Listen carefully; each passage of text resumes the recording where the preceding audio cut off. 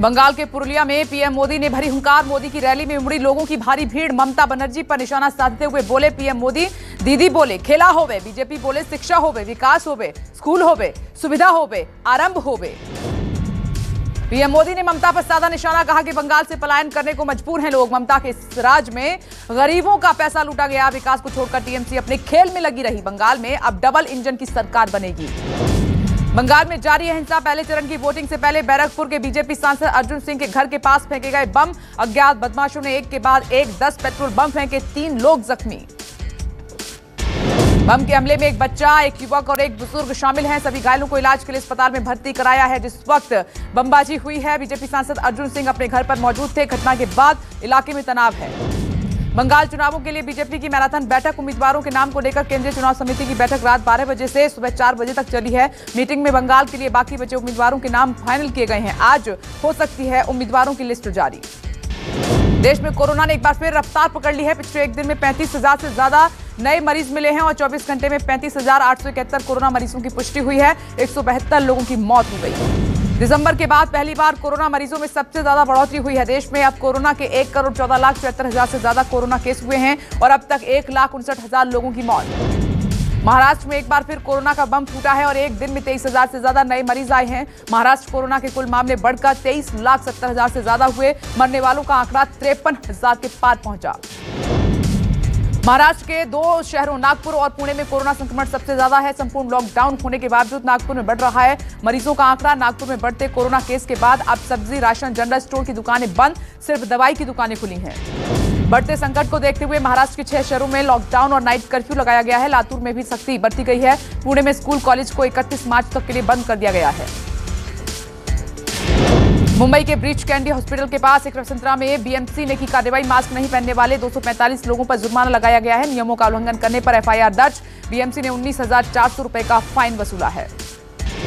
महाराष्ट्र के पालघर में फिर एक शिक्षक समेत 30 छात्र कोरोना संक्रमित हुए हैं। कुछ दिन पहले भी इसी स्कूल में 79 छात्र और शिक्षक संक्रमित हुए थे। छात्रों और शिक्षक को कोरोना वायरस पाए जाने के बाद प्रशासन ने स्कूल को सील कर दिया। 193 छात्रों का टेस्ट कराया है।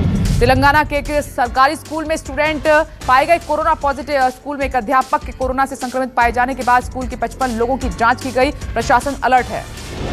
गुजरात में बढ़ते संक्रमण के बाद एक्शन में है प्रशासन। अहमदाबाद में आज से सभी गेमिंग जोन, जिम और स्पोर्ट्स क्लब आगे के लिए बंद कर दिए गए हैं।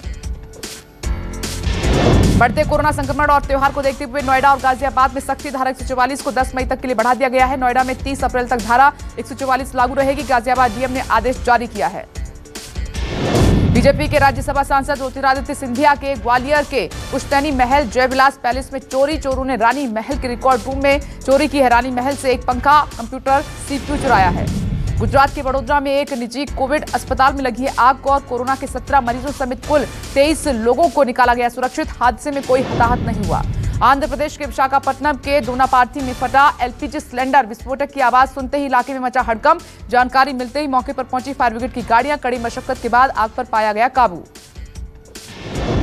यूपी के मेरठ में अवैध स्लॉटर हाउस पर बड़ी रेड और सीओ अरविंद चौरसिया ने मारी है रेड। अवैध तरीके से चलाया जा रहा था हाउस। दिल्ली की हवा हुई है बेहद खराब। लगातार तीसरे बार दुनिया की सबसे प्रदूषित राजधानी बनी दिल्ली। आईएमडी के मुताबिक वायु की गुणवत्ता बेहद खराब है। यमुना एक्सप्रेसवे पर हादसा। बेकाबू होकर पलटी बस। हादसे में 14 लोग गंभीर रूप से घायल हो गए हैं। दिल्ली के गाजीपुर बॉर्डर पर पुलिस और बदमाशों के बीच एनकाउंटर हुआ है। एक बदमाश के पैर में गोली लगी है, अस्पताल में भर्ती। राजस्थान के जोधपुर के एक पोलो मैदान के पास बच्चे का शव मिलने से सनसनी फैली हुई है। प्लास्टिक के बोरे में शव मिला है। 3 दिन पहले घर से बाहर हिमांशु खेल रहा था, उसका अपहरण कर लिया गया और बदमाशों ने मांगी थी 10 लाख की फिरौती। दिल्ली में स्नैचिंग के बाद पुलिस कांस्टेबल पर गोली चलाने वाला कुख्यात बदमाश आदिल गिरफ्तार हो गया है। कांस्टेबल संदीप पर चलाई थी गोली। दिल्ली पुलिस के स्पेशल सेल ने गाजीपुर से आदिल को गिरफ्तार किया है। पुलिस की गिरफ्त से लंबे समय से फरार चल रहा था। यूपी के प्रतापगढ़ में दबंगों के हौसले बुलंद हो गए हैं। बीच सड़क पर युवक को बेरहमी से पीटा है। सीसीटीवी में कैद वारदात। प्रतापगढ़ के लालगंज चौराहे की घटना है और जमीन पर कब्जा करने के विरोध में दबंगों ने युवक को लात घूंसों से पीटा।